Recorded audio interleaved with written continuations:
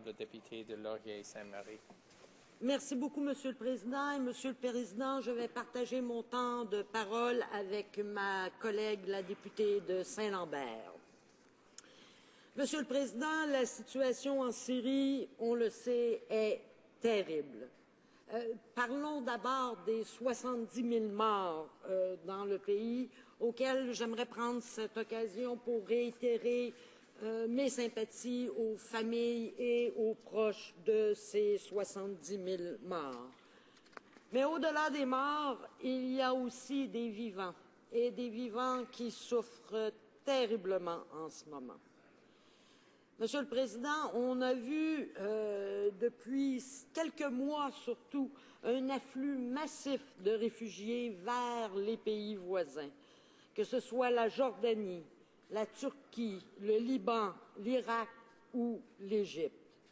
Écoutez, en janvier 2013, le Haut Commissariat aux réfugiés recensait 500 000 réfugiés.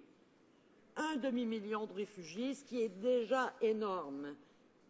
Et maintenant, 4 petits mois plus tard, on parle de 1,3 million de réfugiés dans les pays avoisinants. Et certains croient, parce qu'avec les délais, plus l'afflux est rapide et important, plus les délais d'enregistrement sont longs, que donc ce chiffre pourrait être encore plus élevé. Et de ce 1,3 million de réfugiés, Monsieur le Président, 50% sont des enfants. Plus d'un demi-million d'enfants qui vivent dans des camps, dans des situations souvent déplorables. Tout ceci met une pression absolument énorme sur les pays voisins. Prenons le Liban, qui est un bon exemple. Le Liban pourrait compter 1,2 million de réfugiés d'ici la fin de l'année. C'est terrible. Le Liban, la Turquie, les autres pays font tout ce qu'ils peuvent, mais ils ne peuvent pas faire seuls face à cette situation. En fait, personne ne le pourrait. Pour le Liban, si on prend les chiffres pour le Liban, par exemple, ce serait l'équivalent au Canada, par rapport à la population, ce serait comme si soudainement le Canada recevait 3 millions de réfugiés. Monsieur le Président, un pays développé comme le Canada aurait déjà de la difficulté à recevoir d'un coup 3 millions de réfugiés. On s'imagine que les pays de la région font face à des défis quasi insurmontables et qui ne peuvent certainement pas être surmontés sans l'aide de la communauté internationale. Et ce n'est pas tout, Monsieur le Président, parce qu'il y a les réfugiés à l'extérieur de la Syrie, mais il y a aussi les réfugiés, les personnes déplacées à l'intérieur de la Syrie. Et là, on parle de 4 millions de personnes déplacées et encore là, la moitié sont, ou approximativement, sont des enfants. 4 millions de personnes déplacées à l'intérieur du pays et un autre 2,8 millions ayant un urgent besoin d'aide humanitaire. Monsieur le Président, il y a quelques semaines, j'étais à New York et j'ai eu une rencontre avec les gens du Bureau de coordination des affaires humanitaires de l'ONU qui m'ont décrit la situation, le manque de médicaments, les systèmes d'eau qui sont détruits, le manque d'assainissement, les hôpitaux qui sont détruits, les écoles qui n'existent à peu près plus, les enfants d'Alep qui ne vont plus à l'école depuis 1 ou 2 ans. Le pays est essentiellement en train de tomber en ruine. Encore là, donc, des besoins immenses.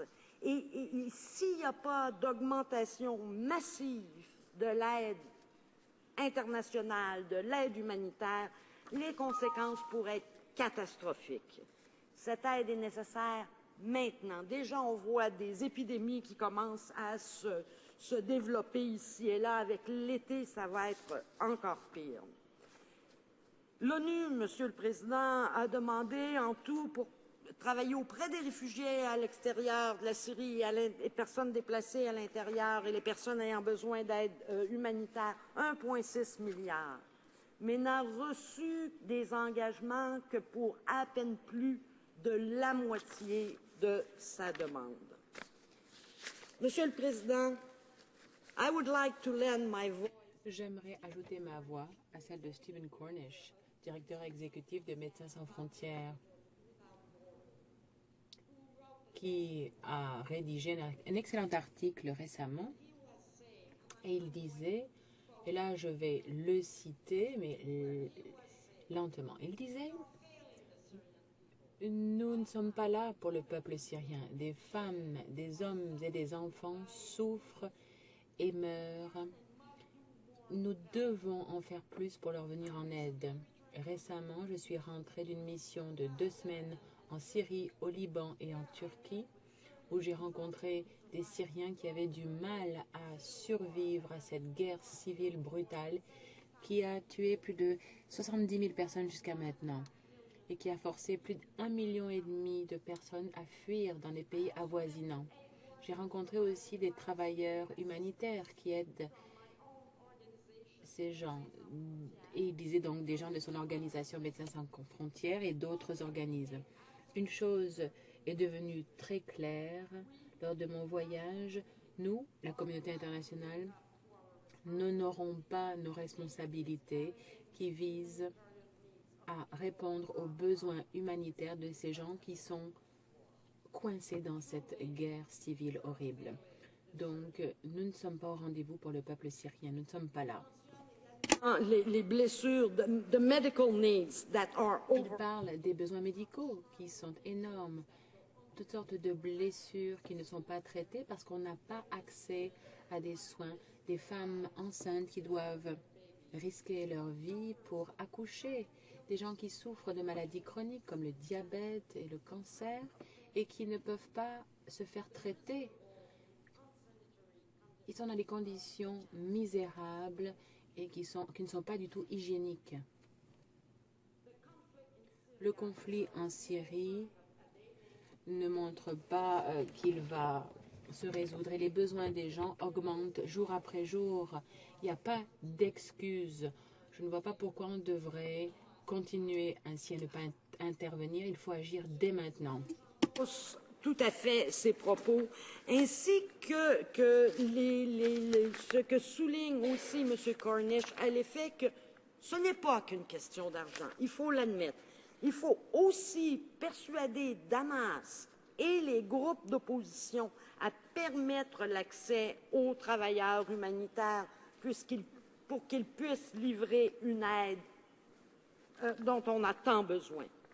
Il faut aussi aider et pousser les nations avoisinantes à faciliter le travail et l'accès des travailleurs humanitaires. Donc, il y a des éléments de mécanismes sur lesquels il faut travailler et encourager les gens sur le terrain à respecter la loi humanitaire internationale. Mais ceci dit, malgré ces problèmes, l'argent reste clé parce que pour avoir des travailleurs humanitaires, il faut avoir l'argent pour les envoyer là-bas. Bien sûr, à ce niveau-là, le Canada a fait un effort. Mais en même temps, c'est si peu. On sait que le ministre de la Coopération internationale reste assis sur des centaines de millions de dollars, même si on sait par expérience que des centaines de projets de valeur auraient pu être appuyés par l'AIDI. Ces centaines de millions de dollars-là, est-ce qu'ils n'auraient pas pu en prendre un petit bout pour aider à faire face à cette énorme crise humanitaire? L'argent est là, Monsieur le Président, il n'y a pas de doute là-dessus. Il n'y a pas d'excuse pour l'inaction. Les Syriens, leurs voisins, la communauté internationale n'en attendent pas moins de nous. Merci beaucoup, Monsieur le Président. Questions and comments, Honourable. Question, commentaire, l'honorable secrétaire parlementaire de la coopération internationale. Merci beaucoup, Monsieur le Président. Monsieur le Président, le Canada a été un pays qui a donné généreusement. Nous sommes le 5e par habitant. Nous sommes au 5e rang par habitant. À ce jour, on a donné 48,5 millions de dollars pour venir en aide à la crise humanitaire en Syrie. Nous continuons à évaluer la situation. Nous allons en faire davantage au fur et à mesure que les besoins vont grandir. Mais nous demandons à tous les bailleurs de fonds d'honorer leurs promesses. Et on aimerait que toutes ces contributions qui ont été ciblées, qui ont été promises, eh bien, soient versées pour que les efforts humanitaires puissent avancer. Personnellement, j'aimerais remercier tous les Canadiennes et les Canadiens qui ont donné leurs deniers durement gagnés pour contribuer à cette aide humanitaire. Et je me demande si ma collègue aimerait faire de même. Et Saint-Marie.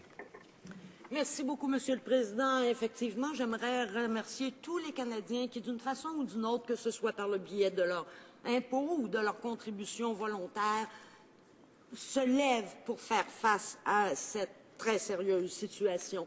Madame la secrétaire parlementaire disait que le Canada réévaluerait sa contribution au fur et à mesure que les besoins grandissent. Le nombre de réfugiés depuis janvier a triplé, Monsieur le Président. Et à ce que je sache, le Canada n'a pas réévalué sa contribution depuis janvier. Donc, il me semble là y avoir un discours qui ne correspond pas vraiment à la réalité. Je ne dis pas que ces 48,5 millions de dollars-là ne sont pas bien, c'est très bien. Par contre, par exemple, le gouvernement britannique, qui fait face à une situation financière très difficile, a donné près de 5 fois plus. Merci, Monsieur le Président. Question